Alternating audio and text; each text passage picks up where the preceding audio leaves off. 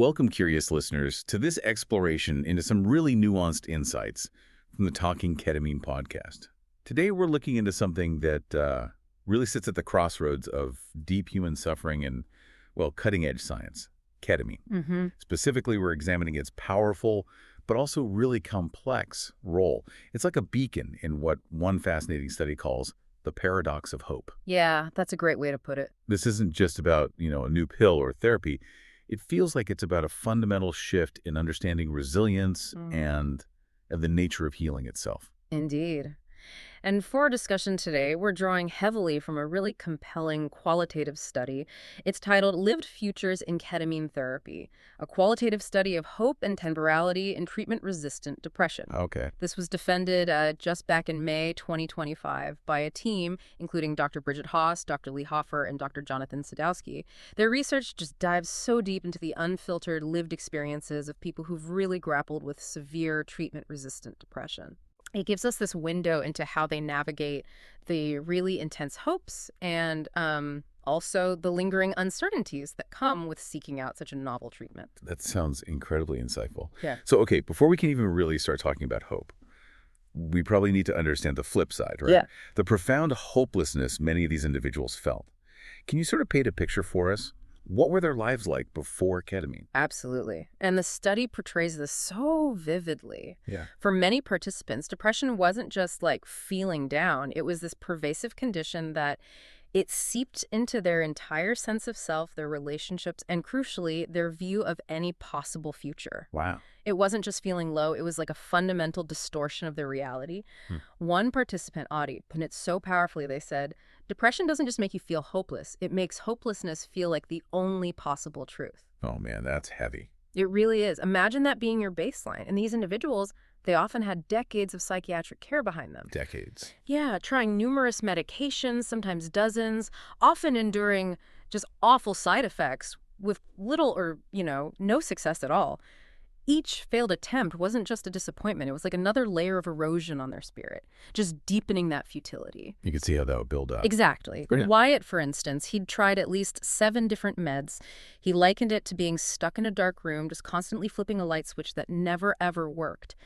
And Charlie echoed this, feeling completely helpless despite, in their words, doing everything right, following all the advice, trying every therapy offered, this relentless cycle, waiting for relief, battling side effects, facing disappointment again and again.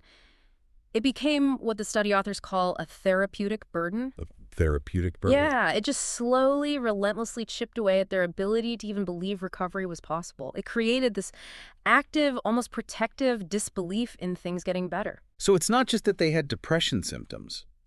It's that their whole way of seeing the world, themselves, possibility itself, was shaped and reinforced by just years of trying and failing. That sounds like an incredibly difficult place to start from. It truly is. And this brings us right to the core paradox the study uncovers so brilliantly. You see, while clinicians, researchers, the media, maybe even discussions like this one, often frame ketamine as this symbol of hope for treatment-resistant depression. Right, the breakthrough narrative. Exactly. Hailing it as a breakthrough, maybe even a miracle drug. But the patients themselves, they often enter treatment profoundly hopeless, utterly skeptical. Their defenses are sky high after years, sometimes decades, of failed treatments and broken promises. That's such a powerful contradiction. How does that deep hopelessness actually, manifest when they first encounter this supposedly hopeful treatment? Does it make them reluctant or change how they see any initial effects? That's precisely the diagnostic paradox of hope the study authors identify. And it's such a profound observation. It means the very severity of their illness, the diagnosis itself, cultivates this intense, active state of hopelessness. Active hopelessness. Yes. As participant Ash described it, it's not just lacking optimism, it's believing things cannot get better. It actively closes off possibilities. So this ingrained belief becomes a huge barrier to actually internalizing the hope that a new treatment might offer. Their brain is sort of working against the idea of getting better. In a way, yes. It's been conditioned by failure. So for many, hope had become this dangerous, deceptive thing, something to be avoided, really, to prevent more pain. Wow. So some had approached ketamine with just this very tentative, almost reluctant optimism, like dipping a toe in the water. Others, like Remy, who had reached such a critical point they had made suicide plans. They entered treatment with literally no hope at all. Just going through the motions. Pretty much. Viewing it as a final concession to loved ones, maybe, a last-ditch effort they didn't truly believe in. But fascinatingly, for a few, the very controversy around ketamine, its unconventional nature. Right, the fact that it wasn't the usual approach. Exactly. That offered a strange kind of hope. For these people, different felt good. After years of conventional failures just letting them down, it was a departure. A novel approach that, just because it was unorthodox, felt like it might just work. It was maybe less about hope and more about just possibility, because it wasn't the same old story. That's such a human reaction, isn't it? To find some comfort in the unconventional when the conventional has just failed so completely. But let's talk about one of ketamine's most striking features, its speed, the rapid effects. For someone used to that agonizing wait for traditional meds, weeks, months, how did this immediate, almost instant change impact them psychologically? Yeah, this rapid onset, often within hours, sometimes even faster, created what the study calls a temporal rupture. Temporal rupture. Think of it like a sudden break from their whole previous experience of time and treatment. For years, any improvement was always this distant, abstract promise, something you waited months for, right? With these agonizing cycles of trial and error. Yeah, the wait-and-see approach. Exactly. Traditional antidepressants demand that long, drawn-out process, patience, gradual evaluation. Ketamine just shatters that timeline. It forces this rapid, often really disorienting confrontation with immediate, undeniable change. It's not just feeling better quickly, their entire mental framework for processing healing gets turned upside down. So it's almost like emotional whiplash. That's a good way to think about it. Participants who are used to enduring months of uncertainty, maybe tiny, almost imperceptible shifts, they found this sudden acceleration incredibly challenging. Reese put it perfectly, saying, "The changes came so fast, I didn't have weeks to prepare myself for the possibility of feeling better. It was happening right now, and I had to catch up to it." Wow.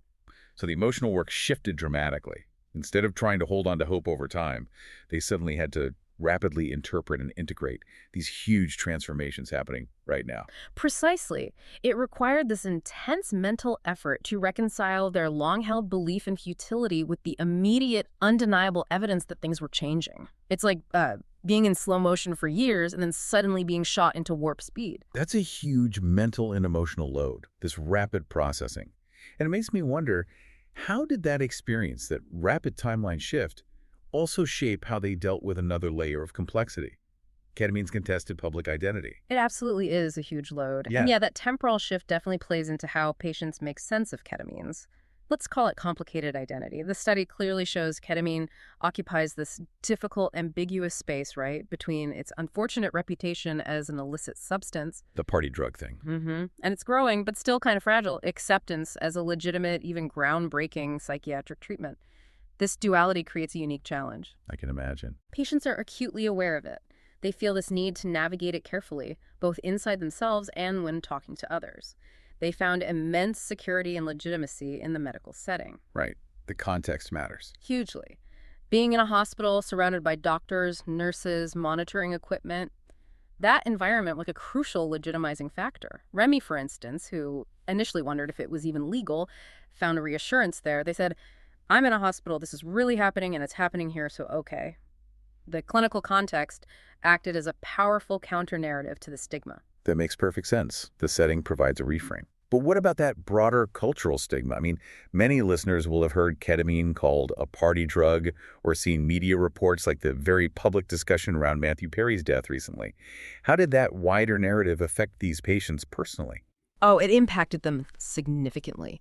It often led to feelings of defensiveness, this need to constantly justify their treatment choice.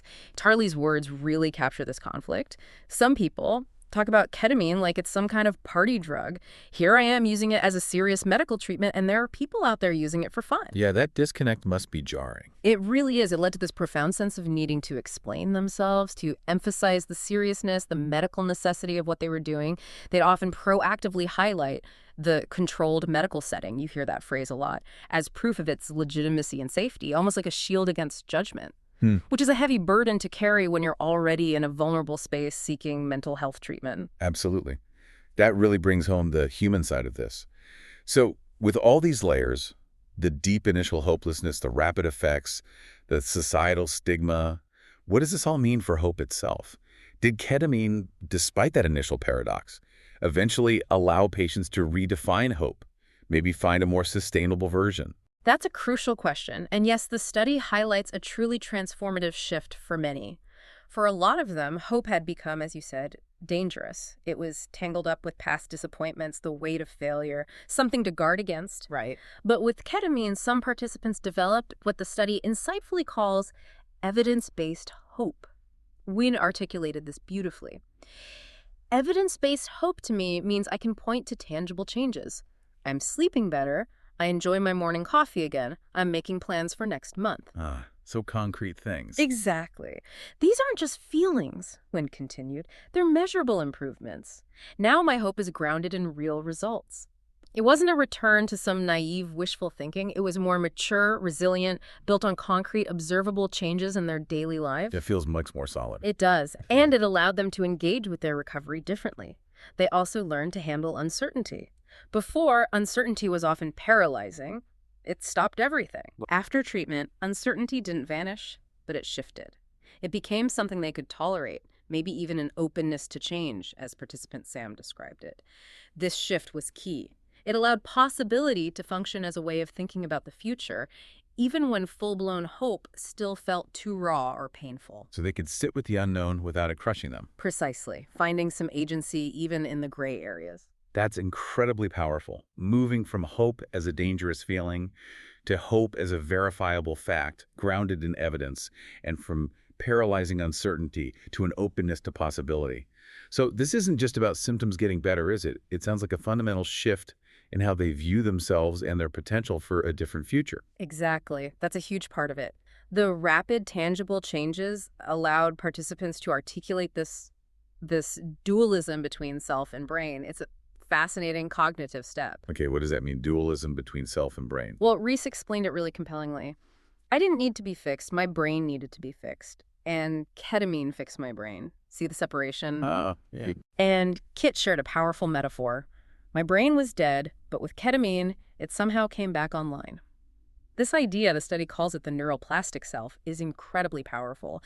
For listeners, neuroplasticity is just the brain's amazing ability to reorganize itself, form new connections based on experience or, in this case, intervention. Right. The brain changing itself. Exactly. Ketamine seems to kickstart that process. It's not just feeling better.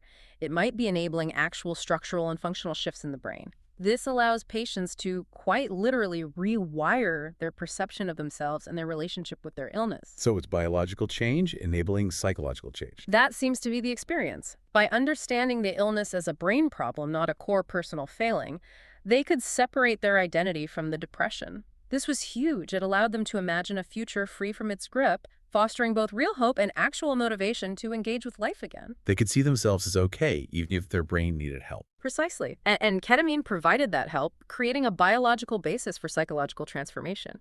It fostered this profound sense of agency, allowing them to envision a life not defined by past struggles. Wow. This exploration into ketamine's paradox of hope really underscores the incredibly complex human experience behind these medical innovations. We've seen how a treatment, hailed externally as hope, meets people at their absolute lowest point and fundamentally reshapes their understanding of time, who they are, and what hope even means. It's quite a journey. It really is. And it's such a profound reminder that the path to well-being is so deeply personal, rarely straightforward, and often requires us to rethink our basic assumptions about illness and recovery. This study just powerfully highlights how crucial patient perspectives are for understanding what truly counts as progress and healing. Absolutely. And as we move forward, with new mental health treatments and continue these important conversations, it really makes you wonder, how can we, as a society, as a healthcare system, better bridge that gap? The gap between the scientific promise of medicine and the deeply personal lived realities of those who desperately need it. That's the critical question. How do we make sure that hope isn't just a clinical term, but a truly tangible, evidence-based possibility for everyone who needs it? A vital thought to keep considering. Well, thank you for joining us for this really insightful discussion. We hope it sparks some new thoughts and perspectives for you out there. Until next time, keep those brains buzzing.